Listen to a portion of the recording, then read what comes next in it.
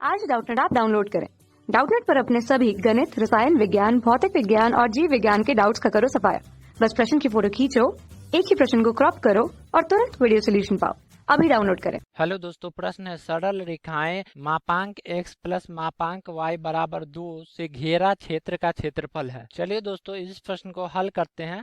तो सबसे पहले यहाँ पे दोस्तों हम लिख लेंगे मापांक x प्लस मापांक y बराबर 2। और जैसा कि दोस्तों हम जानते हैं कि अगर मापांक के अंदर का व्यंजक धनात्मक होता है तो वह धनात्मक चिन्ह के साथ खुलता है, और ऋणात्मक होता है तो वह ऋणात्मक चिन्ह के साथ खुलता है। तो यहाँ पे दोस्तों हम क्या करेंगे, हम यहाँ पे मापांक की सभी स्थितियां लिख लेंगे। तो यहाँ पे दोस्तों x और y को हम धनात्मक मान लेते हैं, तो यहाँ पे मापांक खुलेगा धनात्मक चिन्ह के साथ x प्लस वाई बराबर 2। ठीक इसी प्रकार x को ऋणात्मक तथा y को धनात्मक मान लेंगे तो ये खुलेगा माइनस एक्स प्लस वाई बराबर 2 के साथ।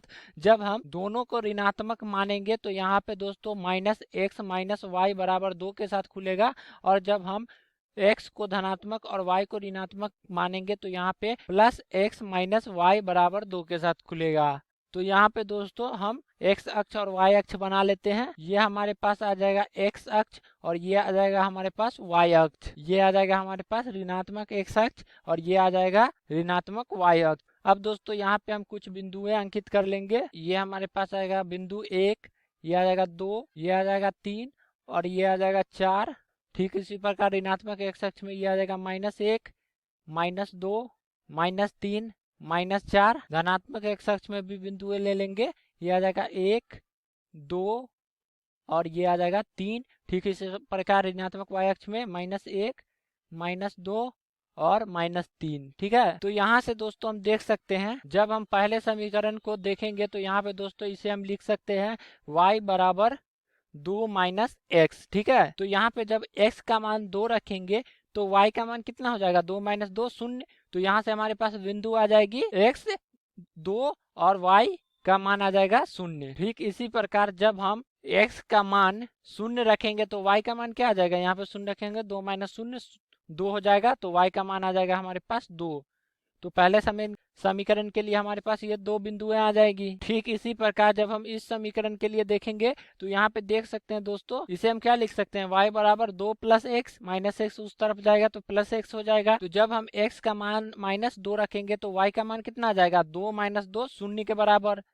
ठीक इसी प्रकार जब हम x का मान 0 रखेंगे तो y का मान आ जाएगा 2 के बराबर। तो ये हमारे दूसरे समीकरण के लिए 2 बिंदुएं आ गई। अब दोस्तों तीसरे समीकरण में देखेंगे तो यहाँ पे देख सकते हैं तीसरे समीकरण को हम लिख सकते हैं y बराबर -2 माइनस एक्स। ठीक है, तो यहाँ से जब x का मान 0 रखेंगे तो -2 आ जाएगा, और जब हम x का मान -2 रखेंगे तो y का मान आ जाएगा हमारे पास 0। अब दोस्तों चौथे समीकरण के लिए देखेंगे। चौथा समीकरण को हम लिख सकते हैं y बराबर x माइनस 2। तो यहाँ पे जब दोस्तों जब हम x का मान 2 रखेंगे तो y का मान 0 आ जाएगा, और जब हम x का मान 0 रखेंगे तो y का मान आ जाएगा -2। अब इन बिंदुओं को हम अपने आलेख में अंकित करेंगे। तो यहाँ पे देख सकते हैं दोस्तों, पहले समीकरण का जो बिंदु है 0,2 इसे अंकित करेंगे तो यहाँ पे आ जाएगा x अक्ष पे 0 और y अक्ष पे 2। तो ये बिंदु यहाँ पे होगी, इसका निर्देशांक लिख लेंगे 0,2।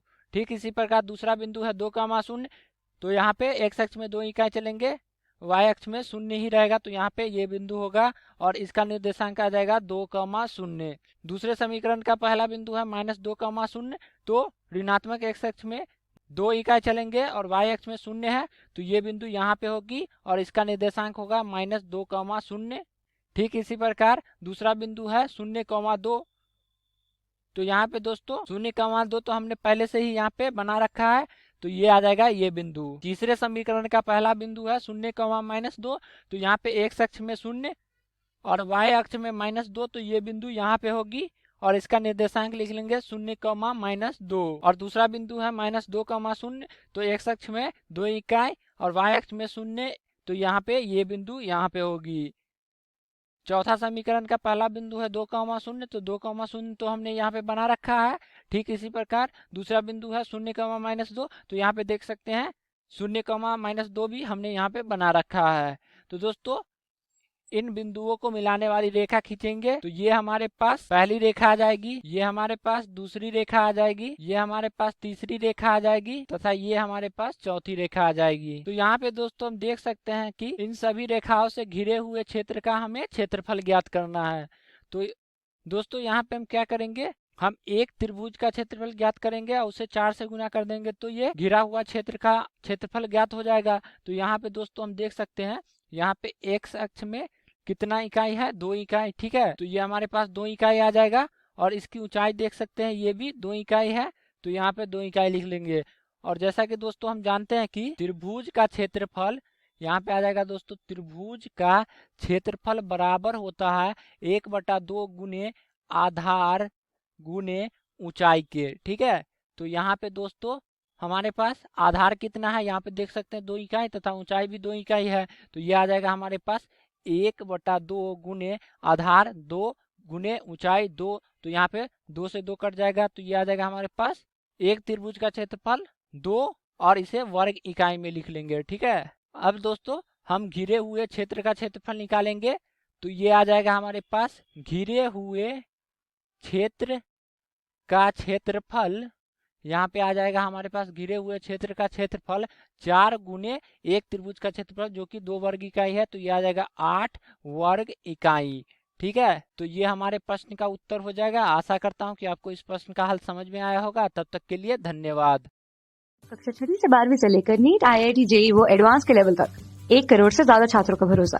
आज ही डाउनलोड करें डाउटनेट ऐप या व्हाट्सएप करें अपने सारे डाउट्स 8400 400 400 पर।